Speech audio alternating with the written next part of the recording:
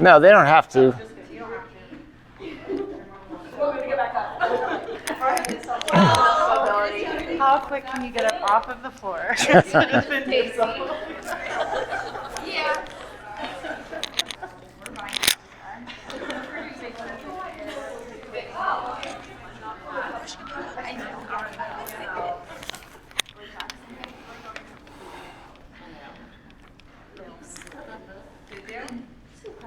Failed miserably.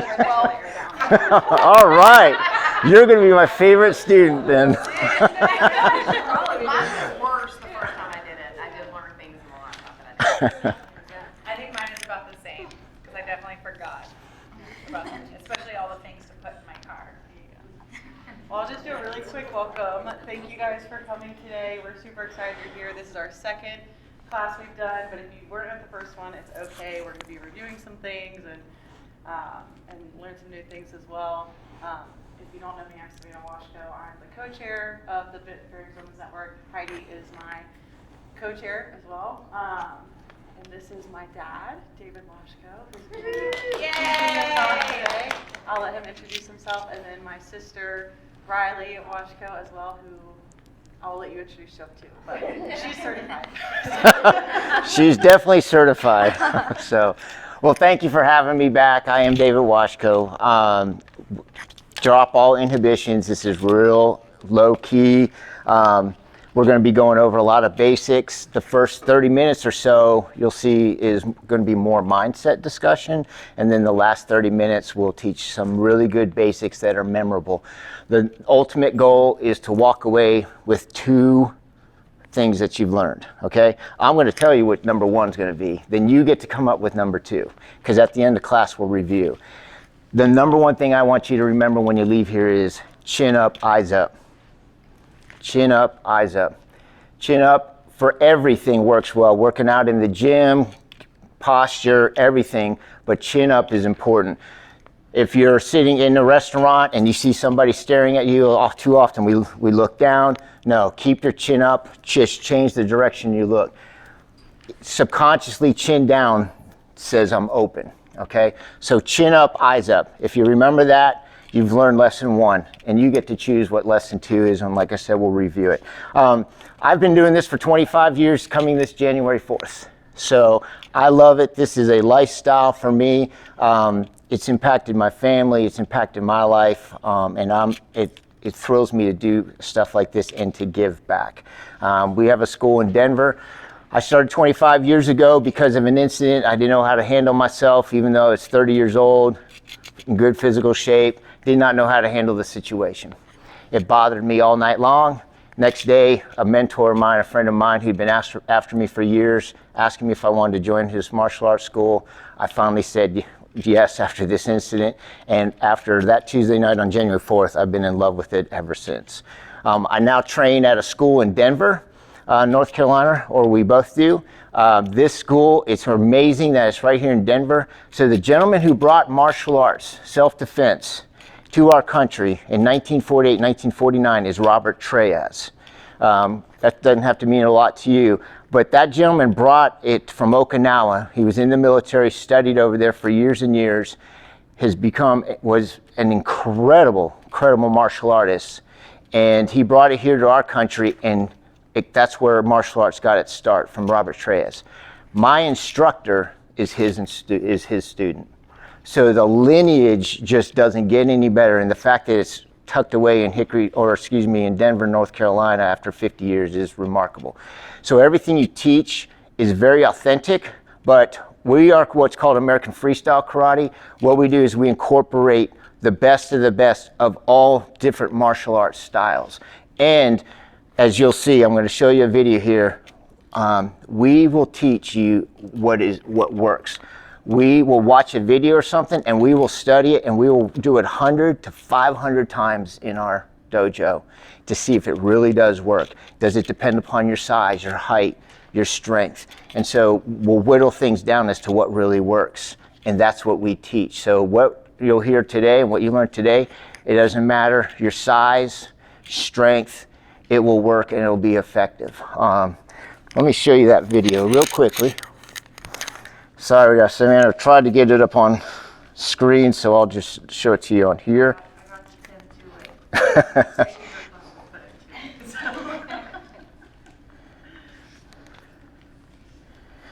I'm just going to show you this video, and the sound doesn't matter. This is off Instagram, and what I want you to understand is I'm going to have you see this video, and then we're going to move on, and I'm going to actually come back to this video to make a point, and I'll try to get to a place where everyone can see it. So this is a real life situation. This gentleman's on top of her, choking her out. And then what he's showing is how difficult it is. Now he's showing her and instructing her how to get out of this, okay? And I want to come back to this. He's showing slow motion, how she puts her knee in between him, wraps her leg around him, and easily break his arm, okay? But I would actually want to come back to this.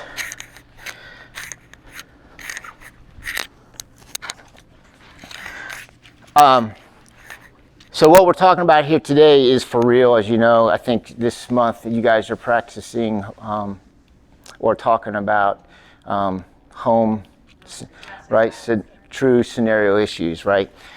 So some of what you're hearing today, what I try to teach is very proactive. So my expertise is not if somebody's already in the middle of this, dealing with this on a day-to-day basis. What I'm teaching is being proactive, how not to get into it. And then unfortunately, if it comes down to a life-saving situation, if you're already in it, that's what I teach. But the day-to-day stuff, that's not my area of expertise. So there's other people out there for that. And so what I want to talk about is a mindset right off the bat. And what I learned this when I was actually instructing Riley and some of her black belt candidates. Our black belt test is very difficult. It's not like most schools, and it's very traditional from the original.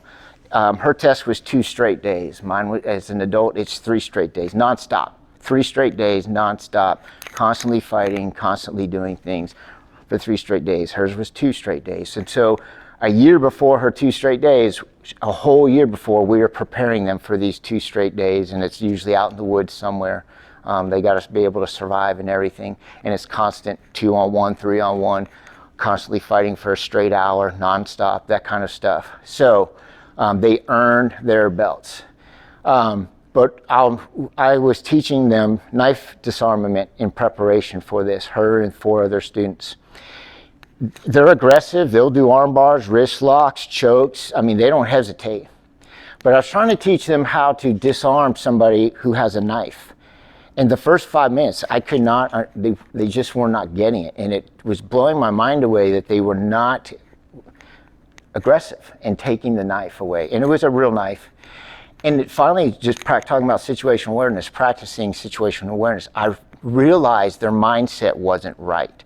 And their mindset wasn't right of, they didn't realize, they haven't used a knife. They haven't played with the knife, right?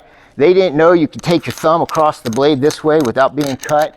They were unaware. And so here I am trying to tell them to take something from me that they're not comfortable using on their very own, right? To cut a steak. Right, so it was not productive for me to try to tell them to take a knife away when they weren't even ready to hold the knife themselves. So what I want to talk about is mindset before we get started as to why you're able to and can defend yourself. One, I want to give you have permission. I'm the only motivational speaker, by the way, that walks around in an airport with a saw, okay? I've never ran into another motivational speaker with a saw. So, you have permission to protect yourself. And I know you say, yeah, I'm sure I do. But when you're in the heat of the moment, it's too often I see women not protect themselves, okay? Your name? Kelsey. Kelsey, I just remember you got 12 on your score, on your test, right? All right, so Kelsey, everyone in here was created on purpose for a purpose, okay? And I'm not going to get into faith deep, though one of my congregational members, I thought it was awesome. I don't know why I'd never thought of it. I'm a pastor. I've been in the corporate world for 20 years as well. I've got my own nonprofit company, teach martial arts. I do a couple things. But they were one of my congregation members were like, how can you be a pastor and teach martial arts, right? So I explained to them why these are great parallels and our faith and martial arts work together. And finally they looked at me and they said, well, I guess if you want to, you can go either Old Testament or New Testament on somebody. It's their choice. And I was like, dang, that's good. So I'm copying that. All right, Kelsey? Yes. All right, so you were created on purpose for a purpose. We can talk about that. And the purpose of life is to have a life of purpose. And every one of you, all of you, are extremely valuable. And I'm going to make a point, okay? I won't cut you. But my question is, would you be willing to give up your arm for $500? No. Would you be willing to give it up for 1,000? No. 10,000? No. How about 50? No. I kind of like my arm. Okay. Would you go as high as 100,000? No. So, Yeah. Am I So- supposed to? no, it's up to you. No, it's this is your arm. You did it right. My point is, for $100,000, she wouldn't give up her arm. We've just established in her mind right now that this arm, this limb, just this one limb is at least worth $100,000 to her, right? That's just one limb. We've already established that there's value. Okay, so every one of you is valuable and you get to determine that value. And so when I say you have the right to protect yourself, you have the right to protect yourself. You are valuable and you were created on purpose for a purpose. So I want to keep building on this mindset. This is very important. At the core, men are afraid that women will laugh at them. At the core, women are afraid men will kill them. You see the dichotomy there? That is at the core, that is true. Men aren't afraid.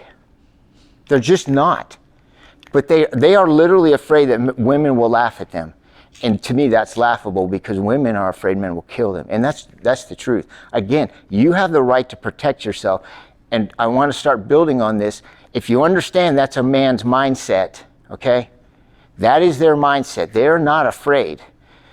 So when you're facing somebody in front of you, you need to start from that point. They are not afraid. And you've got to figure out a way to convince them not to come after you, okay? So you have permission to protect yourself. You're valuable, as we just demonstrated, right?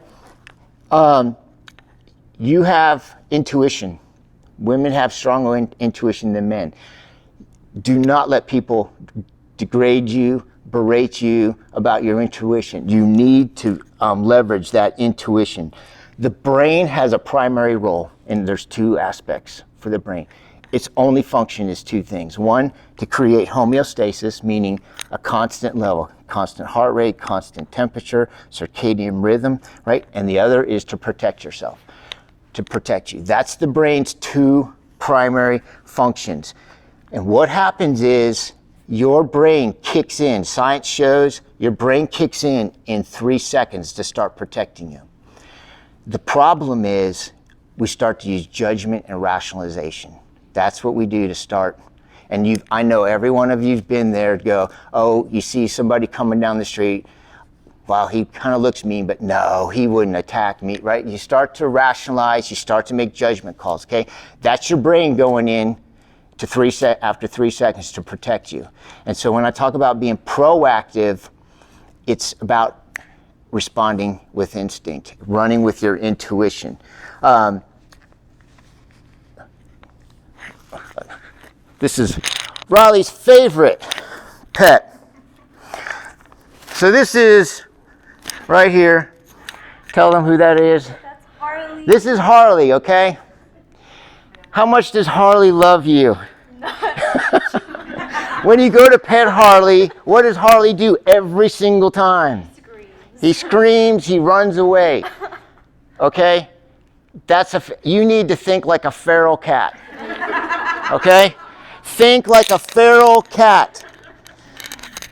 A feral cat, Harley's been with us 3 years. It pisses me off. It's like, I have not touched you in 3 years and still you want to go run, right? It's like that kid it's like your child when especially dads, you're sitting in the pool and the kid's on the side of the pool and you say jump and they won't jump. It's like, what have I done that you will not trust me to jump, right? So you need to be thinking like a feral cat.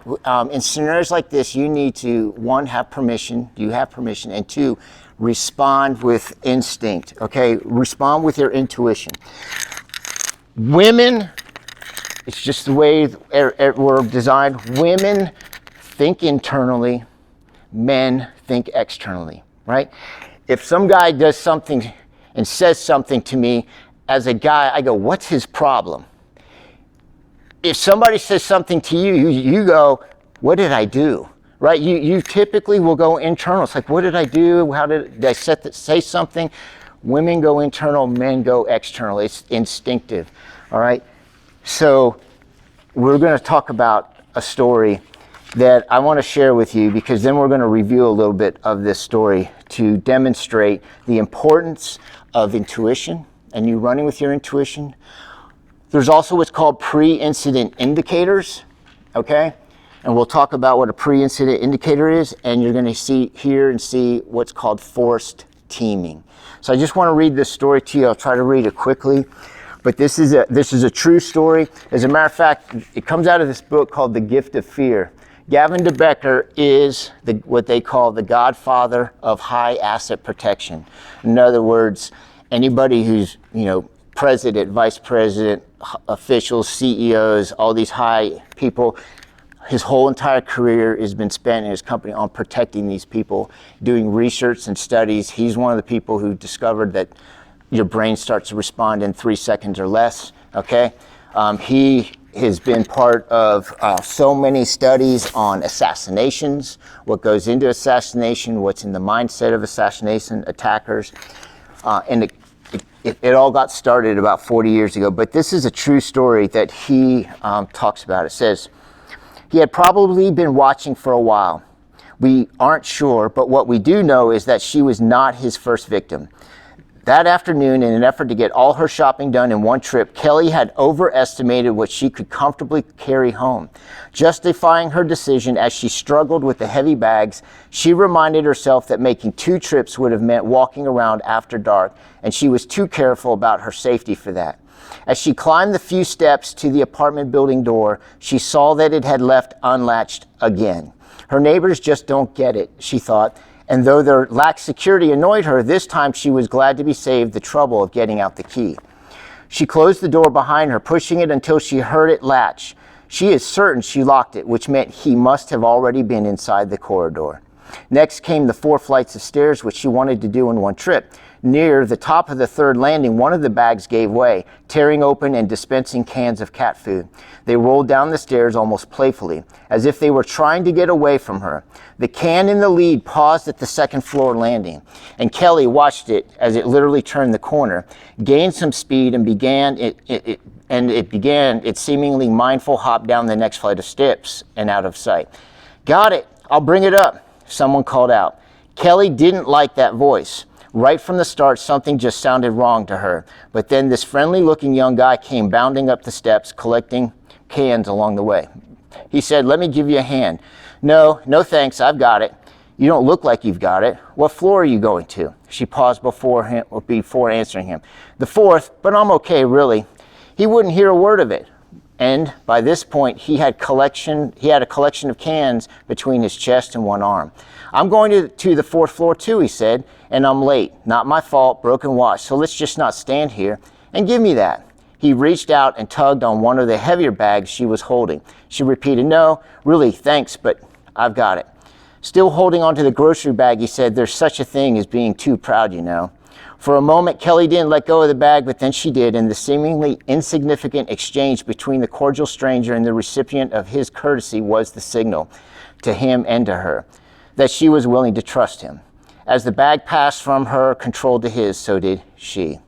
"We better hurry," he said as he walked up the stairs ahead of Kelly. "We've got a hungry cat up there."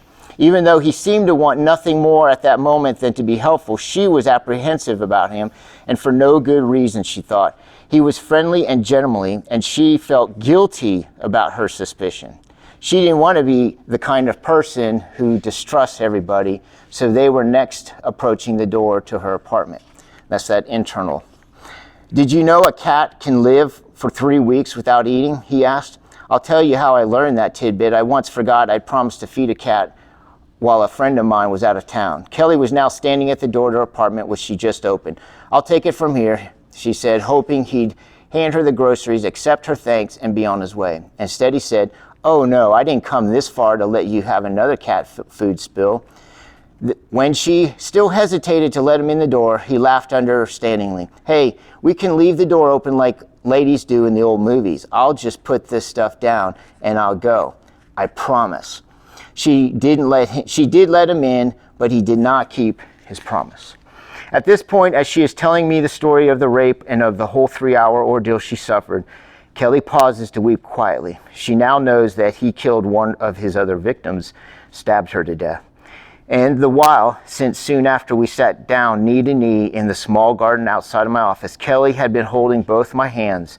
She's 27 years old. Before the rape, she was a counselor for disturbed children, but she hasn't been back to work in a long while. That friendly-looking young man had caused 3 hours of suffering in her apartment and at least 3 months of suffering in her memory. The confidence he scared off was still hiding. The dignity he pierced still healing. Kelly is about to learn that listening to one small survival signal saved her life, just as failing to follow so many others put her at risk in the first place. She looked at me through moist but clear eyes, and says she wants to understand every strategy he used. She wants me to tell her what her intuition saw that saved her life, but she will tell me. It was after he had already held the gun to my head after he raped me. It was after that. He got up from the bed, got dressed, then closed the window. He glanced at his watch and then started acting like he was in a hurry. I gotta be somewhere. Hey, don't look so scared. I promise I'm not going to hurt you. Kelly absolutely knew he was lying. She knew he planned to kill her, and though it may be hard to imagine, it was the first time since the incident began that she felt profound fear. He waved the gun and said, don't you move or do anything. I'm going to the kitchen to get something to drink and then I'll leave. I promise.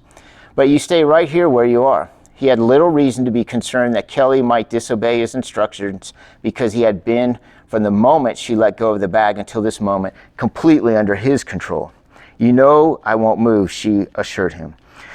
But the instant he stepped from the room, Kelly stood up and walked after him, pulling the sheet off her bed with her. I was literally right behind him, like a ghost, and he didn't know I was there. We walked down the hall together. At one point he stopped, and so did I. He was looking at my stereo, which was playing some music, and he reached out and made it louder. When he moved on toward the kitchen, I turned and walked through the living room. Kelly could hear drawers being opened, and she walked out her front door, leaving it ajar. She walked directly into the apartment across the hall, which somehow knew would be unlocked. Holding a finger up to signal her surprised neighbors to be quiet, she locked the door behind her. I knew if I had stayed in my room, he was going to come back from the kitchen and kill me, but I don't know how I was so certain. Yes, you do, I tell her. She sighs and then goes over it again. He got up and got dressed, closed the window, looked at his watch. He promised he wouldn't hurt me, and that promise came out of nowhere. Then he went into the kitchen to get a drink, supposedly, but I heard him opening drawers in there. He was looking for a knife, of course, but I knew way before that she pauses. I guess he wanted a knife because using the gun would have been too noisy. What makes you think he was concerned about noise, I ask.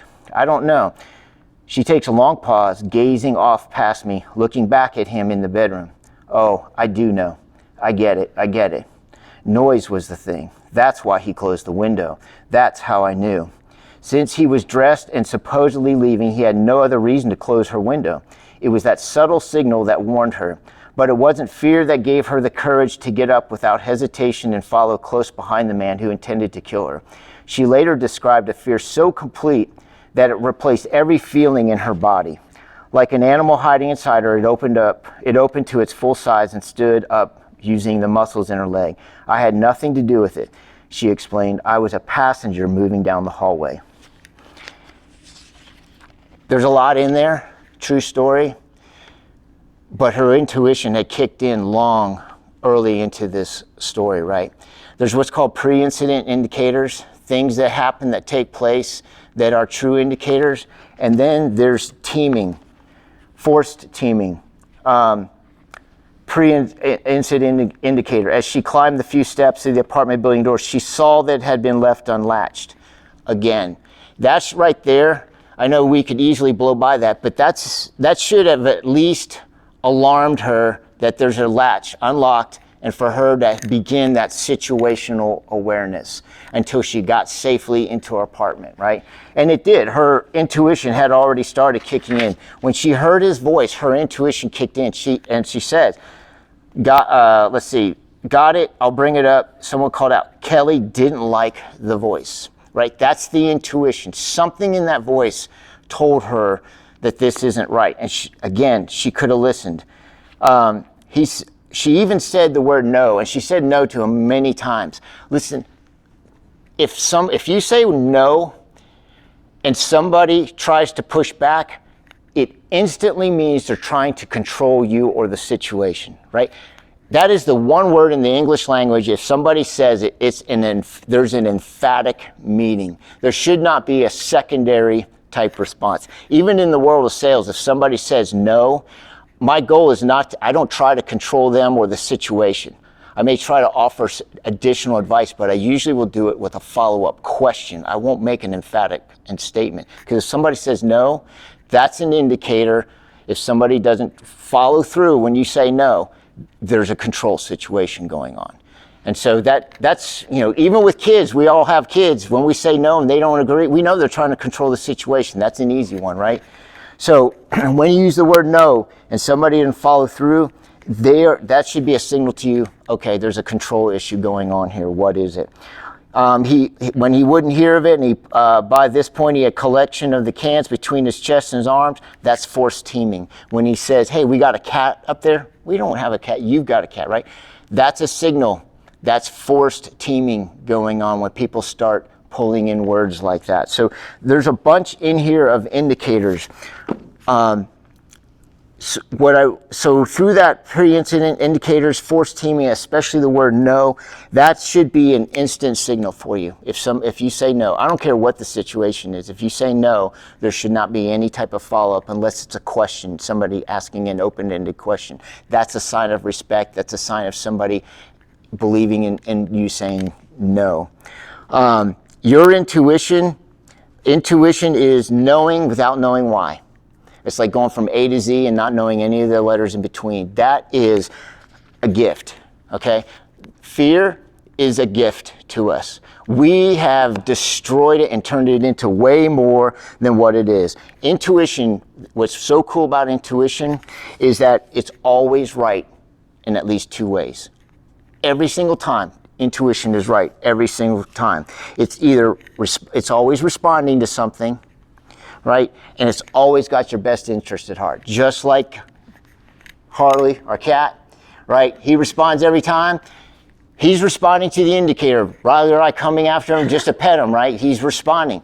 And the fact that it's teaching him to get away, that's in his best interest, right? It's always in his best interest. So that's why I say you always go with your intuition. And fear should be a signal, but it's brief. We've turned fear into something way more. We've labeled way too many things with anxiety, right? What's so cool about fear, and the reason why it's a gift, if you are fearing something in the moment, you know what that means? It hasn't happened yet. That's why it's an indicator, it's a gift. If you start to feel fear, it's because it hasn't happened yet. A dog barks, a dog growls. Well, what you're fearing is not them barking or growling. What are you fearing? Huh? Getting bit. Yeah, getting bit, right? Well, guess what? It hasn't happened yet. So that fear is nothing but a good indicator. It's a signal for you to listen to your intuition, to respond, right? Not to react, and we'll go over that here in a moment, but to respond. We have blown fear way out of the water. It should be a gift for us. And so the next, public speaking, you don't fear public speaking. You don't fear getting up in front of people. What do you fear? Making a mistake? Embarrassment, silly or something. Huh? Embarrassment. Embarrassment, right? I say something I shouldn't say. That's, I look funny. I said something stupid. That's what you're fearing. People making a judgment call. You're not fearing getting up and in front of public speaking. That's not what you feared. It's just an indicator of something else. And so we're supposed to challenge ourselves to figure out, okay, what is it that we're actually, not happy or scared of what the result may be. So, what's faster, action or reaction? Raise your hand if you think action's faster. Raise your hand if you think reaction's faster. Sweet. I'm going to keep picking on you. And I'm going to have you come here. So both of you come in here in the middle. You can just get on your knees and face one another. Usually I use a knife. Getting a little closer. All right, so I'm placing this right down in the middle, okay? Your hand is going to be here. Oh, I'm not left-handed. Okay, your hand is going to be here. Your job is to get that pen as fast as possible, okay? She can't move until she sees you move. Does that make sense? Yeah. So your goal again is to get the pen as fast as possible, and you try to beat her to it when you see her move. Okay. Anytime you want. So, this is a good sign. That's called situational awareness, right? Did it to me. So Let's try that again without banging hands. All right, so you get your hand closer, and you get your hand up here, right? I mean, your hand's closer, you should be able to get it, right? Yeah. But she's acting, so go, fast. All right, let's try it again. Action. So I'm reacting. So you're reacting, she's action, we'll Maybe switch I'm it up too one slow. time. All right, let's switch it up. Okay. So now you get to go, all right? She's action, she's reaction, so what's faster? Action is, right? Good, you get to keep that. You can have this one. And there's action. So, that is a pen. It's also a window breaker, but actually, so I had a client of mine, she was really cool, she loved this, and she said, man, this thing scares the guys off. Like, what are you talking about? She said, I was sitting in Starbucks, and I saw this guy staring at me, and he wouldn't stop staring at me. And she said, so I took my pen out of my purse, and I was writing with it, and he kept staring. And she said, so I took the glass brick apart, and I just started doing this on the table.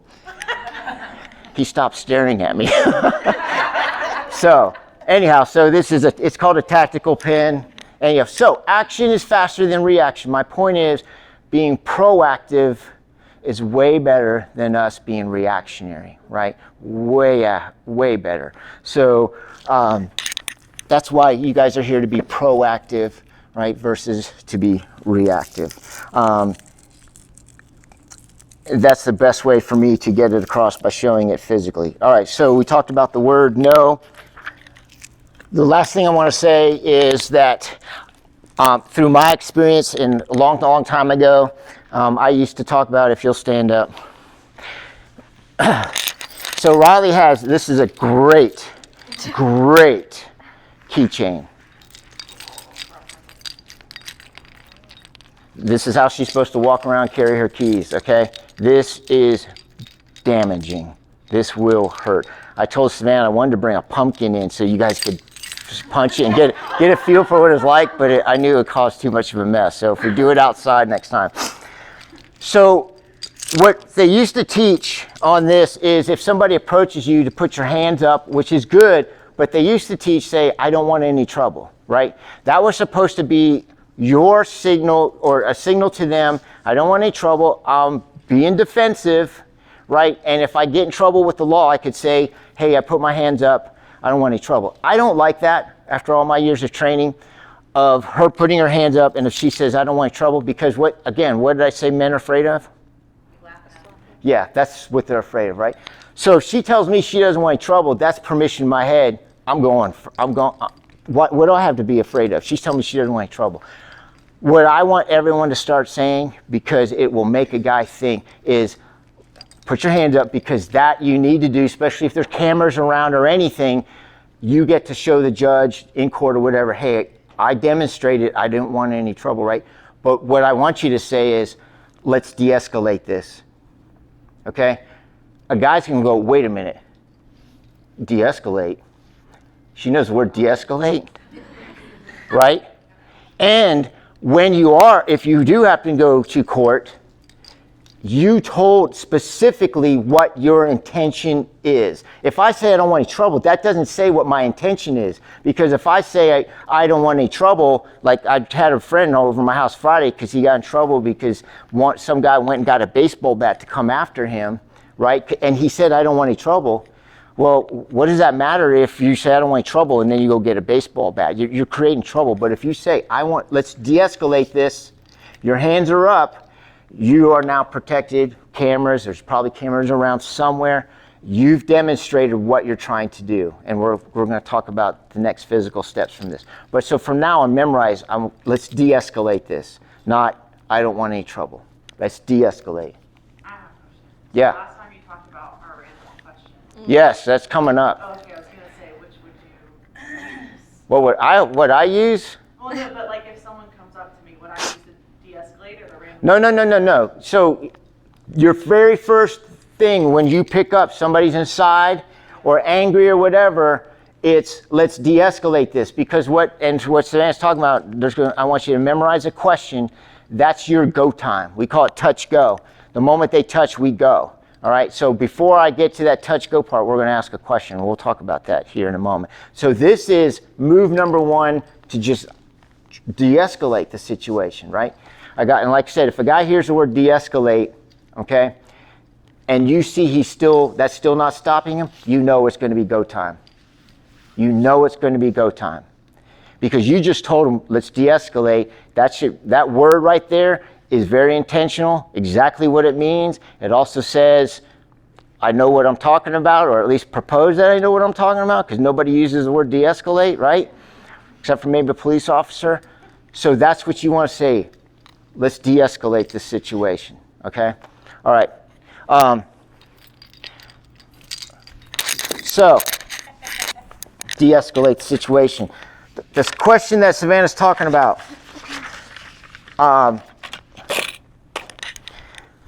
we're going to go over some basics. And before we do, maybe if somebody has something in their mind, something they've experienced, something they know somebody's experienced, I'm only going to show 3 or 4 good standard moves, because it doesn't do any good to throw a bunch of things at you, all right? So we're going to talk about a wrist grab, or a 2-hand wrist grab, okay? A choke, okay, how to get out of a choke. But if somebody has something of an incident that they want to express, or like the thing you just saw on the ground, what you just saw is garbage. Yes, it looks good, and yes, it'll probably work if you're a practitioner, right? If you're used to being on the ground.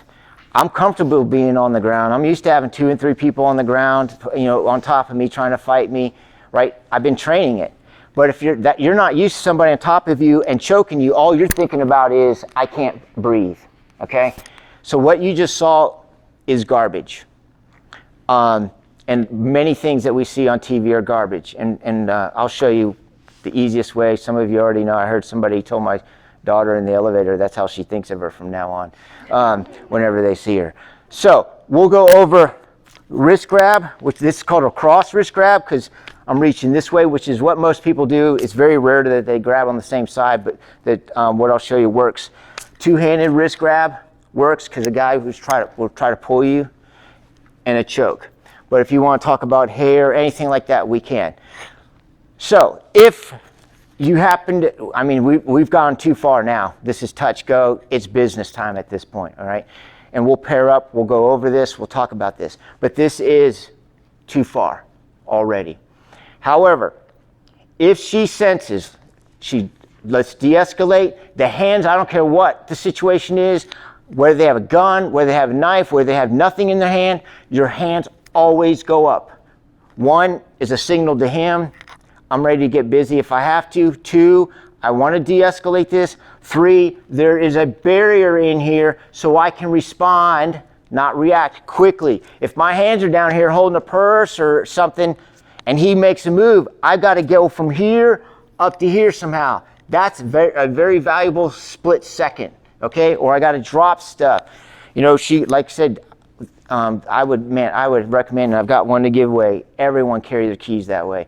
The other thing, you just feel pretty cool holding that thing in your hand. I'm serious. It's like having a blade out the whole time. There's just something cool about it. You know, it's like, you want to mess with me? All right, come on. You're going to get the cat eyes, man. I'm going to give you a Harley. So once they grab you or you sense they're going to grab you, what you're going to do is you need to come up with a question, an off-the-wall question. For her to ask me an off-the-wall question, it would be so weird for her to ask me, do I have a tampon? Right? So if she asks me, I have a tampon, what do you think I'm going to do? What? Yes. I'm going to start thinking, right? And the moment I begin to answer or she sees a facial move, she goes. Okay? That's the whole point of asking the question, is throwing them off, okay? And look, the brain can only do one thing at a time. I know you say you think you can walk and chew gum at the same time, or you tell your spouses you can do more than one thing at the same time. I get it. You have 50 windows open on your computer. We only have 1 or 2. You're good at that. I get it. But in situations like this, your brain can only do one thing at a time, right? I told you, its 2 main jobs are to protect you and keep your body at homeostasis, right? If she asks a question, I'm thinking of an answer. And that's go time, right? And the moment she sees my lips move, the moment she sees my eyes go left or right, you know, whether it's a creative answer, you know, it goes to the right. If it's a logical answer, it goes to the left. When she sees my eyeballs move, that's your go time. That's when you protect yourself and you go. So you need to come up with some off-the-wall question that you have memorized that you will never forget, even in the heat of the moment, right? Like I said, I mean, I just think asking a guy if he has a tampon, you're going to win every time. Well, almost every time. Okay, so what we're going to do is everyone see if you can find somebody to pair up with, and we're going to go over wrist grabs. And then, does anyone have a situation, a grabbing situation, choking situation, or a situation they're like, I really seriously would like to know how to get out of it? If you don't, that's fine. I'll come up. I've got 2 or 3 I want to show you. I feel like a hair pull would be good. Okay. So let's start with the basics, and then we'll move up. So everyone find a partner. There's nothing to be fearful of, right? Hey, girl.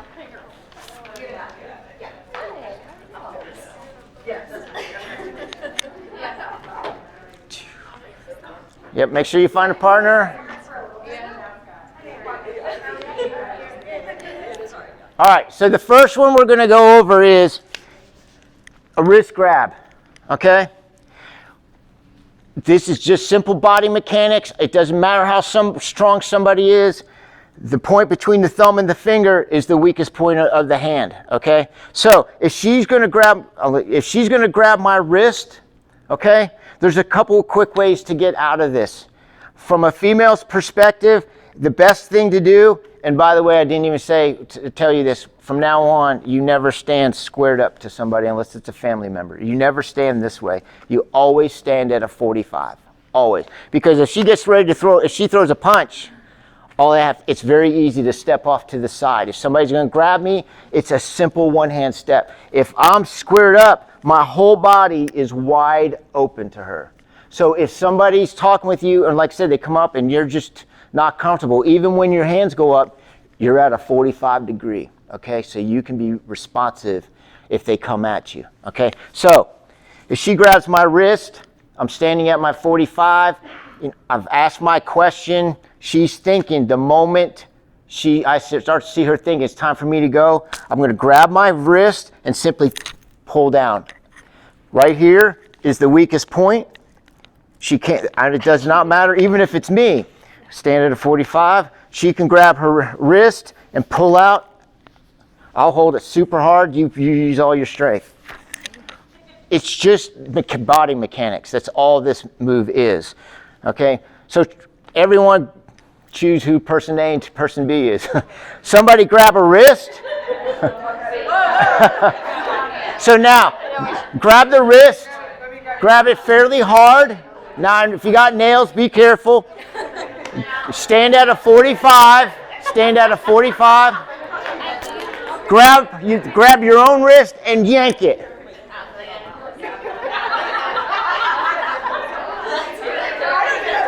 You're standing the wrong way. Switch your legs.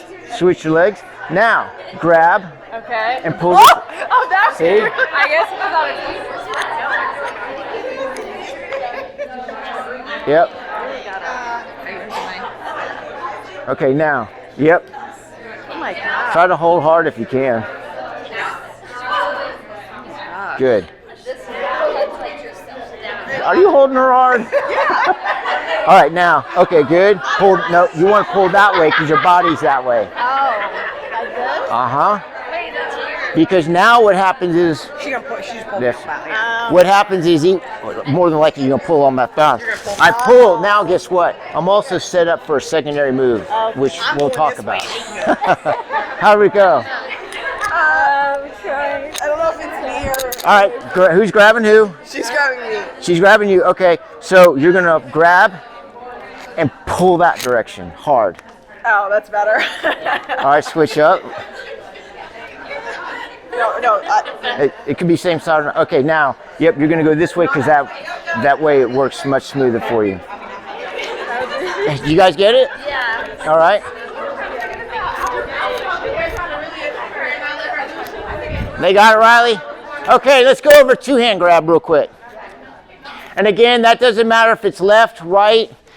There's also, if she grabs me, there is we'll do one hand. There is one other way where this will work extremely well. And if you just practice it a few times, like when I say few, that means 50 or so. It works every single time. She can hold me as hard as she wants. All I have to do is make a blade with my hand and simply roll it. That's all. So if, matter of fact, I'll tell you when this works.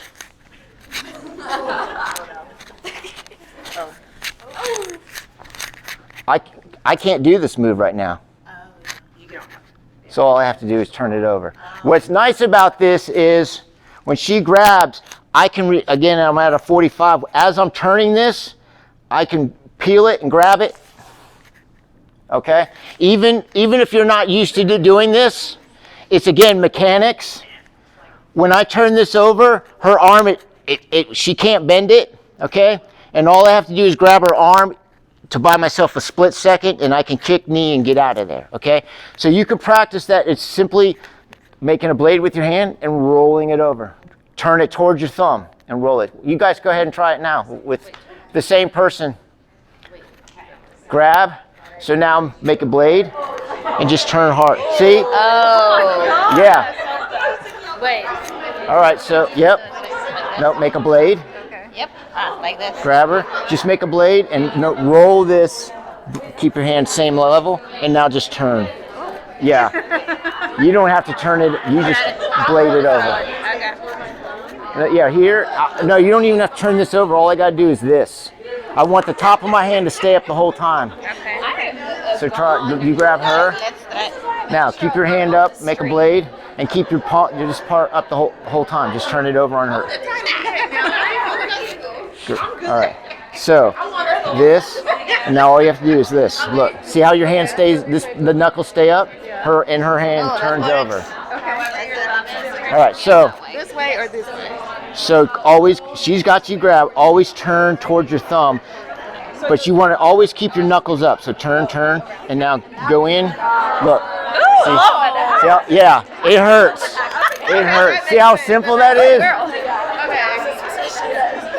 Yeah. Okay. And see, because you do that, you can grab and she's your human shield at that point. Okay. All right. So that's honest. The best way to describe it is you always go towards your thumb and you always keep your knuckles up, as they just experienced. And that, I mean, I already saw some people, you could feel it in your shoulder. I mean, it rides up the whole entire arm when you do that. So two-handed grab, same principle, okay? Only now what I'm going to do is a little bit different. We talked about it over here, just as I want her off balance a little bit. Notice I'm all naturally at a 45. I hope she's squared up, because what I'm going to do here is, what does she think I want to do? Pull away, right? And so I'm going to ask the question, I'm going to confuse her, and I'm going to go, and it's going to really confuse her, because what I'm doing is, hold on tight. I'm going to push down, right? She's off balance, and all I got to do is pull up. Okay? So I'm here. Don't lean over yet. You got me. You hold me tight. You think you own me, right? I'm at a 45. I ask my question. I push down and pull up. I don't care how strong you are. If you really yank, you're going to get out of that. And we haven't talked about what happens after that, but I want you to just get used to. So go back to your partner. Hold them tight. Push down first, then pull up as hard as you can. Yeah, see how you just pulled her off balance? You win. You win. Pull up hard. Yeah, the moment she's off balance, you won. Okay, so she's grabbed you. So what you're going to do is go ahead and just grab, you ask her the question, whatever it's going to be. That buys you time to grab your fist, right? Push down real quick. So you just pulled her off balance, now you rip it up. Oh, you have to do it fast. Fast. Yeah. Okay. Right, don't give, yeah. Don't give me any time. Go. So, yeah. Hey, if she lets go on the way down, good. Did it work? Huh? She's just using one hand. Okay. So I gotta use my other So hand. grab, who's grabbing? Okay, so we're staying at a 45. No. Well, are you right-handed? Yeah. Okay, so then you want to stand naturally at 45 this way. Put that foot about right here. There you go, because you're going to use your hip. Now what happens is you're going to ask her a question, right, that takes her off guard. You grab your whole fist. Now watch. Well, hold on tighter. Yeah, hold tighter. Okay. Now grab your whole fist. You just pulled her off balance. You won. Now all you got to do is pull it out. Oh, okay. You won the moment she came off balance. That makes a lot more sense. Yep, that was good. Okay.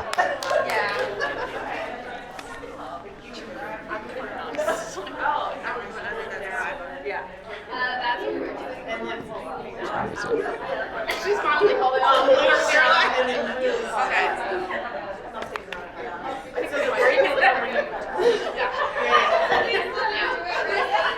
Are we good? Okay, so here's where things get a little dicey, okay? That's all good, but the whole point is to get away, right? That's the whole point, not just to get out of that little move. You need to get away, okay? With the girl on the ground and the guy on top of her, choking her, right? He had both his hands around her throat, okay? Perfect. And she doesn't need to move all her arms. By the way, you have 8 seconds, okay, on an air choke, about 9 to 10 seconds on a blood choke. A blood choke is cutting off your carotid arteries, okay? So this is called a blood choke because I'm cutting off both of her carotid arteries. I'm not cutting off her air passage, okay? This is an air choke, okay? You have at least roughly about 8 seconds, okay? So when he's grabbing her by the throat, forget all that stuff. You know what she could have done? It's called 4-finger darts. You just take your fingers and you stab them in the eyeballs. Listen. Yeah, with nails, right? Listen. First of all, you see things where they're grabbing and they say kick them. If they're on drugs, it does no good. Why do people take drugs? So they don't feel pain, right? You might get them to flinch. It may hurt a little bit, but you don't know. I'm not taking a chance on a maybe in this situation, okay? You go right for the eyes, or what's called an ox jaw, or you can do this way, whichever is comfortable, okay? Ox jaw is this, and you go right to the Adam's apple. This punch right here to the Adam's apple. Go ahead, I'll give you permission to. You can push on mine. Push as hard. Go ahead. Harder. Go ahead and push. I don't. See, this is bad. No, you're my dad. Yeah. I like. Very little pressure on the. Even though I do it to myself, even little pressure on the Adam's apple will cause me to choke. You just hit it like that. They can't breathe. What if Okay. your arms are longer than yours? Because like I'll take my husband as an example. I'm 5'2", he's 6'1". So he got on to choke me. so no guys choke this way, right? But against the wall. I mean, I've never been choked, so I don't know how Yeah, to we can talk about choking against the wall. No guy's going to do this against the wall either. Okay? I No. just feel like you're tight, like his arms would be. I hope they do that. I'll show. So we'll talk about that against the wall. But no guy's going to choke like this. Okay? So you'd say they're going to have their arms bent. Like They're going to have their arms bent. Yeah, there's no strength for a guy doing this. They're going to empower. They're going to have this like this, and they're going to be. You saw him. He's close. He's not like ooh. He's like you, right? Okay. So she could either strike him in the Adam's apple, and I can just tell you, you won't even have to hurry to get away. You can't breathe. It's a horrible, horrible feeling to have your Adam's apple just pressed on. So if you strike the Adam's apple, and the only reason why I give you the Adam's apple is because I know some of you, no matter what's happening, aren't going to want to poke them in the eyes. But listen, nobody wants to be blinded, right? I would just poke them in the eye. They're after you. Poke them in the eyeballs. Now I promise you, you're not going to worry. You're not going to sit there and worry about. And I'm sorry, this happens. I've seen it on videos. You're not going to worry about the eyeball dangling out. You're going to be getting out of there. Okay? Yeah, there's what we teach. It's called a fish hook. I can take the finger and just dig it into the eyeball and pull it right out, and it's not hard pressure at all. On this side of her eye, I can just take my fish hook and it doesn't take pressure. Use darts, poke them in the eye, okay? It doesn't matter if you're standing up, down on the ground. Nobody wants to be blinded.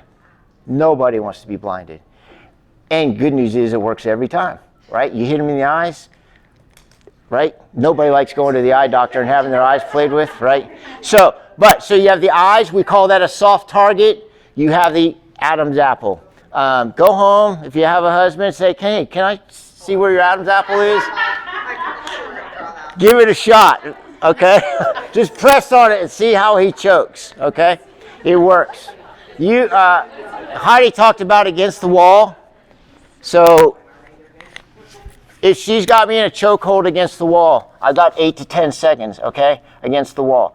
This is easy as well. Either I can go to the eyeball, or let's say I teach what's called friend or foe. Some of us have family members, they just got out of control, and I don't want to maim them, but I got to protect myself, right? So I call it friend or foe. I have a friend movement, I have a foe movement, right? If it's somebody who's in my family, they just had a horrible day, they're drunk, whatever, I don't want them to have their heart stop, make them go blind. I have a move for that. In this case, if I'm not going to go for the eye, this is really simple. I could ask my question real quick. All I have to do is raise my hand. That's it. It doesn't matter how strong they are. And guess what? There's an elbow there. Anybody, she grabs, I don't care how tight it is, all I have to do is turn my body. It's simple body mechanics. Okay? And why I love this one is because both her arms are trapped temporarily, and I literally can do an elbow to the temple, which will knock somebody out. So if you're against the wall and you don't want to take them out with the eyeball, I love it when they got both hands. Right? If she's just got one hand from trying to be dominating with pressure, there goes the Adam's apple or the eyeball still. It doesn't matter. One hand, two hands. I'd rather it be two hands, because then it's my two hands against their no hands to defend myself. So, eyeballs. Eyeballs. Okay. Chin up, right? Chin up, eyes up. Take their eyes out.